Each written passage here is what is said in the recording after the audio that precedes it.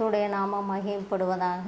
சகோதரர்களின் காலை தியான வேளையிலே உங்களை சந்திப்பதில் நான் மிக்க மகிழ்ச்சி அடைகிறேன். கர்த்தரை துதியுங்கள், அவர் நல்லவர், அவர் கிருபை என்றும் உள்ளது. அவர் நேற்றும் இன்றும் என்றும் மாறாதவர்.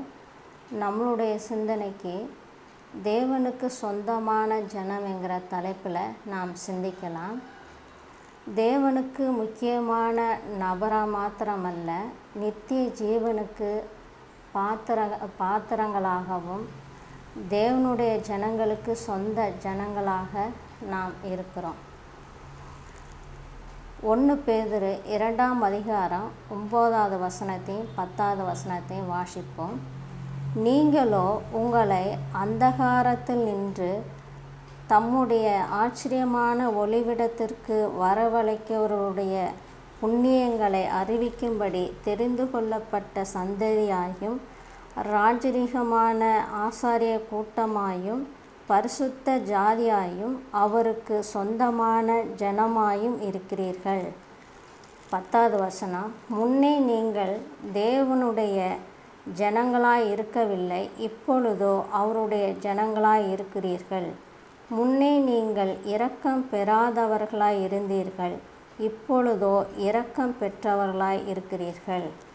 தேவனை பின்பற்றி வாழக்கூடிய பிள்ளைகளுக்கு தேவன் குறிப்பிட்ட பேர் தெரிந்து கொள்ளப்பட்ட சந்ததியாயும் ஆசாரிய கூட்டமும் பரிசுத்த ஜாதி அவருக்கு சொந்தமான ஜனம் என்று 2ஆம் அதிகாரத்தில் 9ஆம் வசனத்தில் இப்படியாக நாம் பார்க்குறோம்.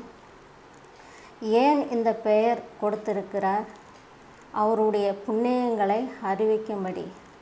நம்மளுடைய சிந்தனைக்கு தேவன் தெரிந்து கொள்ளப்பட்ட சந்ததியாக ஆசாரிய ராஜரீக கூட்டமாக அழைக்க காரணம், நாம் நம்முடைய வாழ்க்கையில் அவருடைய திட்டத்தை நிறைவேற்றுவதற்கு.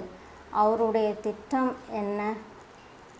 அவருடைய பிள்ளைகளாக அவர் நம்மளை ஏற்றுக்கொண்டிருக்கிறார்.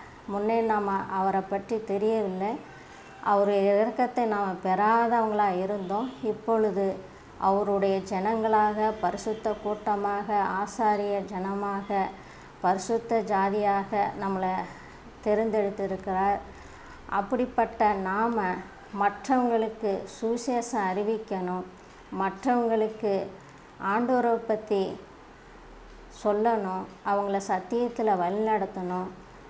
அவரை நம்மளை தெரிந்து கொண்ட நோக்கம் அவரை ஆராதனை செய்யணும், துதிக்கணும், ஸ்தோத்திரம் செலுத்தணும், அவருக்கு கொடுக்க வேண்டிய கனத்தையும் மதிப்பையும் மரியாதையை கொடுக்கணும். அவர் எப்படி இந்த உலகத்தில் நன்மை செய்து பரிசுத்தமாய் வாழ்ந்தாரோ அப்படியாக நம்மளை பரிசுத்த ஜனமாக அவர் நம்மளை பார்க்குறார். அப்படியாக நாமளும் அவருடைய பிள்ளைகளாக இருக்கிற நாம் பரிசுத்தத்திலையும் நீதியிலையும் உண்மையாக நம்ம ஜீவிக்க வேண்டும். அவர் ஜனங்களாக நம்ம தெரிந்தெடுத்திருக்கிறார். இந்த உலகத்தில் நிறைய மக்கள் இருக்கிறார்கள்.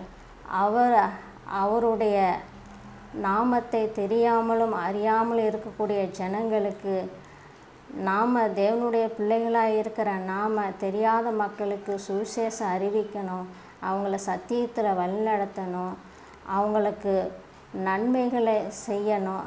ஆண்டவர் என்னென்ன திட்டம் நமக்கு சொல்லி கொடுத்துருக்கிறாரோ அதன்படி நாமளும் செய்யணும். மற்றவங்களுக்கு ஆண்டவருக்கு உண்மையாக நாம் வாழ்ந்து அவங்களையும் சத்தியத்தில் வழிநடத்தும் பொழுது தேவன் உங்களை என்னை ஆசீர்வதிப்பார்.